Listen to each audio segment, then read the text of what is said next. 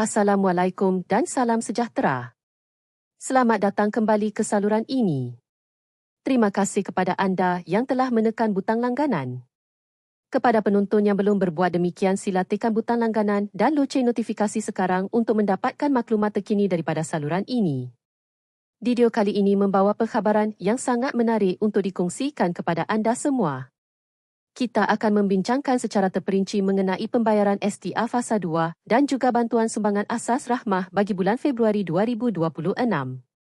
Mari kita fahami maklumat ini dengan jelas agar anda tidak terlepas sebarang manfaat yang disediakan oleh kerajaan. Bahagian 2. Status dan kelayakan STR Fasa 2. Mengenai sumbangan tunai rahmah atau STR Fasa 2. Pembayaran bagi fasa ini adalah sahih dan akan dilaksanakan. Berita yang lebih menggembirakan adalah pembayaran ini dijangka dibuat sebelum ketibaan Hari Raya Aidilfitri. Bagi anda yang telah lulus dan menerima bayaran pada fasa pertama, anda tidak perlu bimbang kerana status anda akan kekal untuk menerima bayaran pada fasa 2 nanti. Manakala bagi pemohon yang gagal pada fasa pertama, anda masih berpeluang untuk menerima bayaran pada fasa 2 sekiranya rayuan anda diluluskan sebelum tarikh tutup pada 13 Februari. Begitu juga bagi mereka yang melakukan kemaskini maklumat peribadi atau status pendapatan sebelum tarikh tersebut. Segala perubahan tersebut akan mula diproses untuk pembayaran fasa 2 nanti. Bahagian 3. Jangkaan amaun STR Fasa 2. Ramai yang bertanya mengenai jumlah amaun yang bakal diterima untuk STR Fasa 2. Berdasarkan penelitian kami, amaun bagi fasa 2 ini tidak akan mempunyai perbezaan yang terlalu ketara berbanding fasa pertama.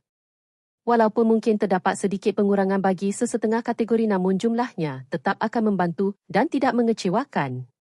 Bagi golongan yang mempunyai tanggungan anak seramai 5 orang dan ke atas, anda dijangka akan menerima amaun yang agak lumayan pada fasa 2 nanti.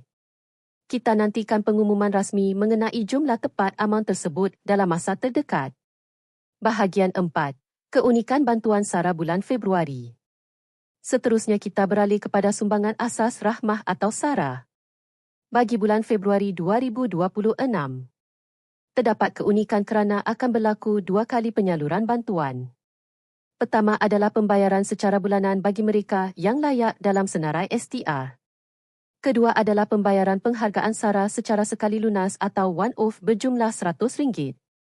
Bayaran penghargaan SARA ini akan diberikan kepada semua rakyat Malaysia yang berusia 18 tahun ke atas tanpa mengira latar belakang pendapatan.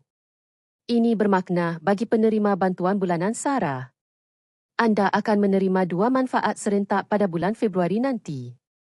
Bahagian 5. Tambahan kategori ikasih.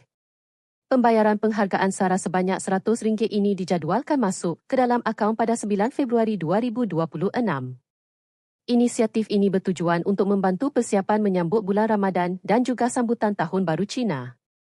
Selain itu, bagi anda yang menerima amaun melebihi kadar kebiasaan pada bulan Februari nanti, itu bermakna maklumat anda telah disemak silang dan layak dimasukkan ke dalam kategori ikasih miskin atau miskin tegar.